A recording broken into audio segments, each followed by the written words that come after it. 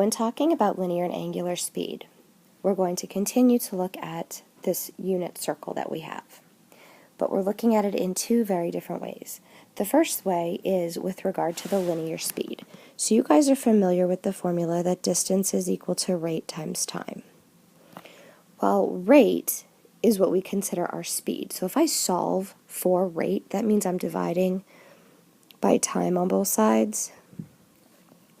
I get that the rate is equal to the distance over the time. When using this in reference to a circle, the distance that we're traveling is the distance along the edge, which eventually is the circumference of the circle. But this is the distance. So instead of d for distance, we can use s for arc length. Time stays the same, and instead of r, we're going to use v for velocity.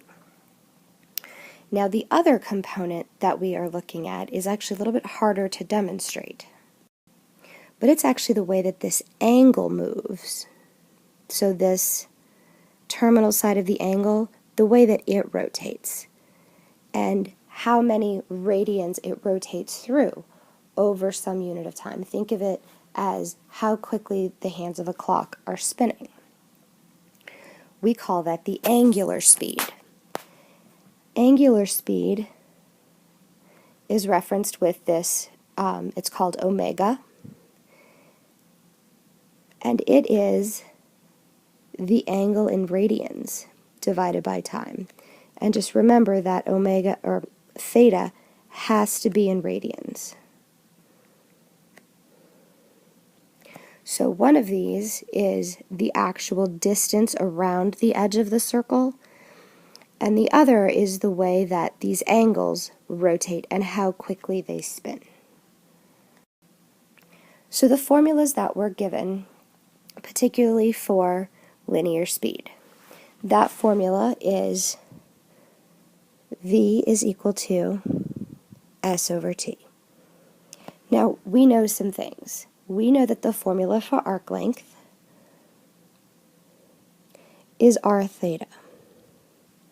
So what we can do is we can replace s with r theta, and we get the formula that velocity is equal to r theta over t. That can be rewritten as r times theta over t. Well, on the last slide, we defined angular speed, omega, as theta over t. So again, I can replace theta over t, oops, I meant to do this, with omega. V equals r omega. Any one of these formulas will solve for linear speed. However, this last one is the formula that you will use to connect linear speed to angular speed. So here's the first example. We have a point P on a circle with a radius of 15 inches. And the ray, or the terminal side of the angle, is rotating with an angular speed of pi over 12 radians per second. The first thing we need to do is find the angle that's generated in 10 seconds.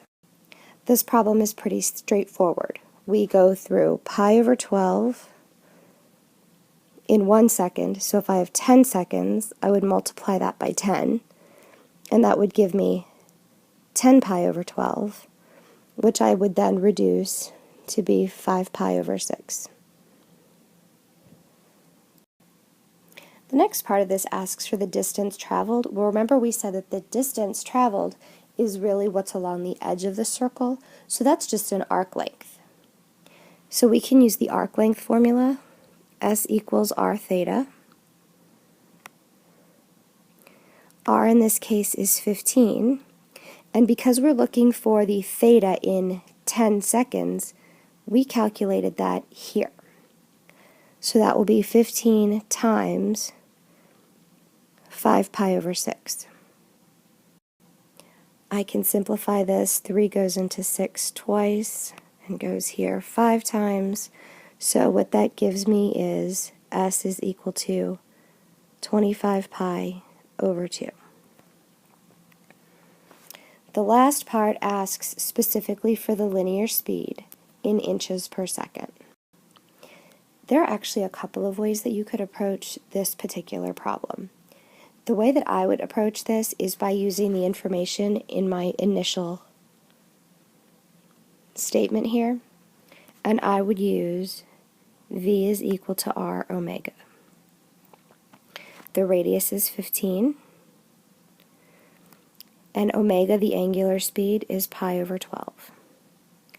So when I simplify that, 3 goes into this 4 times, and here 5 times. So the linear speed would be 5 pi over 4 inches per second. Otherwise, you could use velocity is equal to arc length over time. Because we calculated an arc length here, you could say that it's 25 pi over 2 over 10. That would then be rewritten as 25 pi over 2 times 1 over 10. 5 goes into this twice, 5 goes into this 5 times, and you would end up again with 5 pi over 4. This method that I just showed you only works if you have the arc length and the unit of time. But based on the problem, the way that it's given, I strongly recommend that you use this method I did in blue. This problem is a little bit more likely to be what you'll see on an assessment. A belt runs a pulley of radius 5 inches at 120 revolutions per minute. So you're first asked to find the angular speed of the pulley in radians per second. Well, before we do anything else, we need to take this 120 revolutions per minute and we need to convert that to radians, no matter what.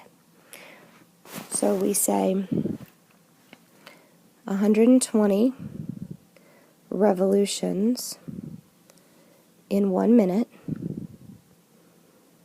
Well, I know that 2 pi radians are equal to 1 revolution, and at the same time I can convert minutes to seconds, so I could say that 1 minute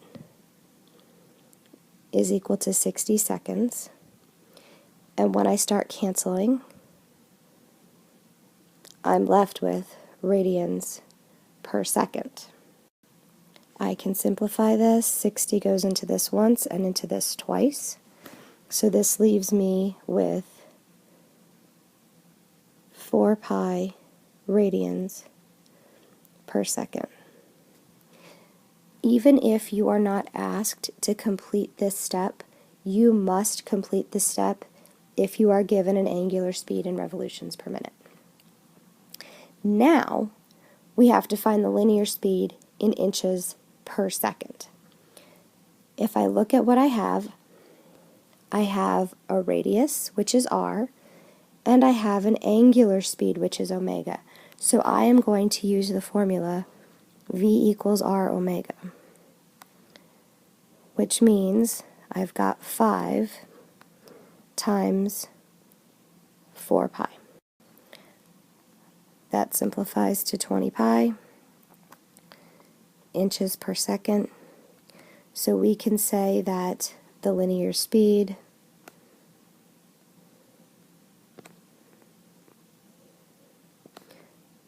of the belt is 20 pi inches per second.